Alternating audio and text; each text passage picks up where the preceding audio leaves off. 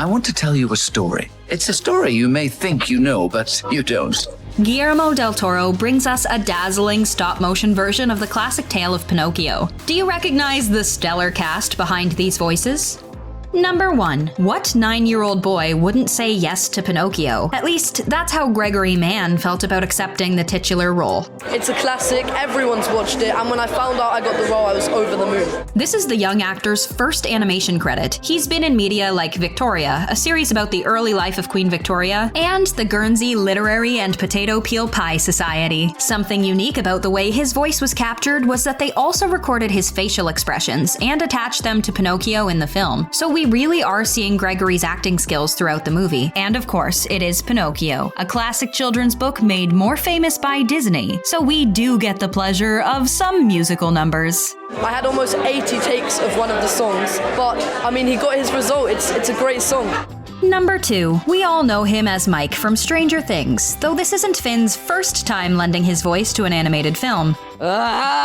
You made me miss. Do you know how long it took for me to set this up? He definitely had a unique experience working with Guillermo Del Toro. We started doing the scene and I remember Guillermo just going like, alright, now this one track quieter. Finn was used to constantly projecting his voice, especially when he has a mic in front of him. It got to the point where we were just like really whispering, like very, very, very, very quietly.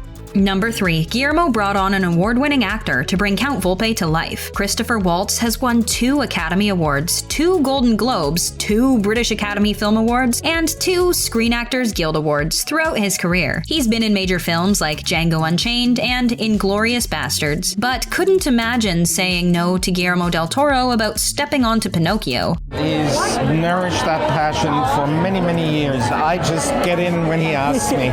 Number 4. We've got another one who is most notably known for his on-screen performances. Ewan McGregor has won a Golden Globe, a Primetime Emmy Award, and the BAFTA Britannia Humanitarian Award. He was also appointed Officer of the Order of the British Empire for his services to drama and charity. That's a ton of accolades. In this adaptation of Pinocchio, we get the pleasure of hearing him voice Sebastian J. Cricket.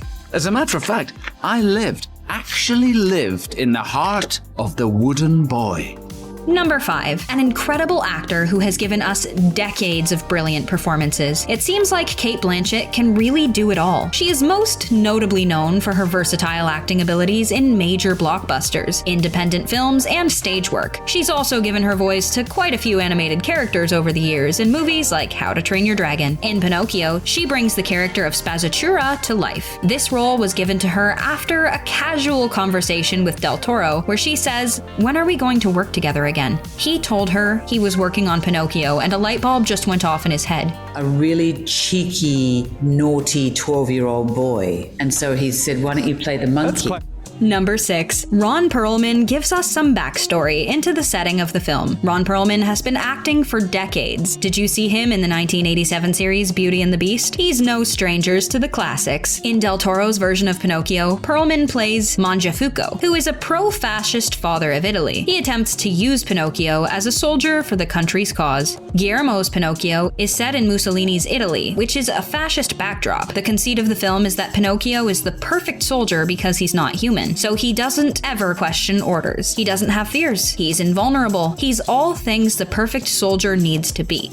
Number 7. David Bradley has some big shoes to fill. He's stepping into the iconic role of Geppetto, the woodcarver who brings Pinocchio to life. Guillermo del Toro utilizes the darker and more grotesque depictions of this childhood story, even down to the way he viewed Geppetto. When he was designing the characters, he was thinking back to the way Geppetto looked in the original, and decided that he was, in fact, drunk. So after a night of intoxication fueled by the grief of losing his son, Carlo, he discovers that his wooden creation has come to life. He finds himself confused and, honestly, utterly terrified. In this version of the film, Geppetto is the one learning the lessons. One of those lessons was learning to accept Pinocchio for who he was. David has a lot to grapple with when depicting the complex character of Geppetto. In this version of the film, Geppetto is the one learning the lessons. People are sometimes afraid of things they don't know. You might recognize David Bradley as Filch from the Harry Potter films,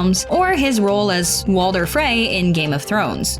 Number 8. The voice of the iconic Blue Fairy. While you may have eternal life, your loved ones, they do not. In the original Pinocchio, we remember the Blue Fairy as a beautiful winged woman, but in Del Toro's version, she's giving more of a sphinx cat with horns. You never know how long you have with someone until they're gone. Tilda Swinton is a well-known actor with various accolades. She's giving her voice to only a few animated characters beforehand in films like Isle of Dogs. She has a well-rounded collection of accolades, including an Academy Award and a British Academy Film Award.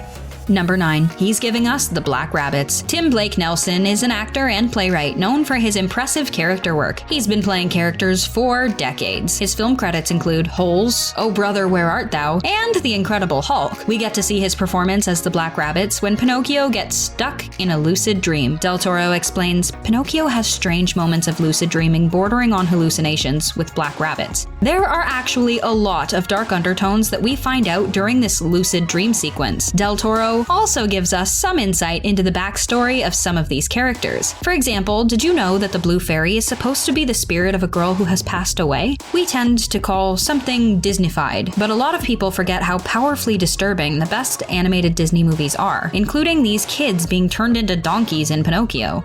Number 10. We've got another seasoned actor in the credits. John Turturro is most notably known for his contribution to the independent film movement. He has been in over 60 feature films and has worked with people like Spike Lee, Adam Sandler, and the Coen brothers. The Big Lebowski. John has actually worked in more Spike Lee films than any other actor. They first worked together on Do the Right Thing in 1989, and as of 2008, he plays the character of Dottore in Del Toro's Pinocchio. Number 11. He dropped everything for this role. Gorman has been lucky enough to work with Guillermo Del Toro a few times now. He takes you on a journey, it's dreamlike and it's wonderful and I'm glad to be involved. He's also a huge fan of Mark Gustafson's work and stop motion in general, so the movie was right up his alley. He plays the priest, who could be considered pretty pleasant in the beginning, but quickly turns towards fascism throughout the movie. Number 12. Born and raised in Italy, she fits right into the film setting. Voicing the role of one of the twin daughters, Francesca Fanti is no stranger to any form of media. One of her first breakout performances was the leading role of Filomena Corrado in Distant Vision, a live cinema experience production that ran for a month at UCLA. She even performed a one-woman comedy show that won the ADA Artistic Director Achievement Award for Best Actress in Comedy. Voice acting comes naturally for her as well. She lent her voice to Maggiore in the movie Luca. Another sighting in the harbor this time. I know. We are setting up a reward. Someone's gonna win a nice prize. And was also in Madagascar 3, Europe's Most Wanted. Guillermo Del Toro takes a Disney classic and gives it a stellar twist. What do you think of his adaptation of Pinocchio? Do you recognize any of the voices behind the characters? Let us know in the comments.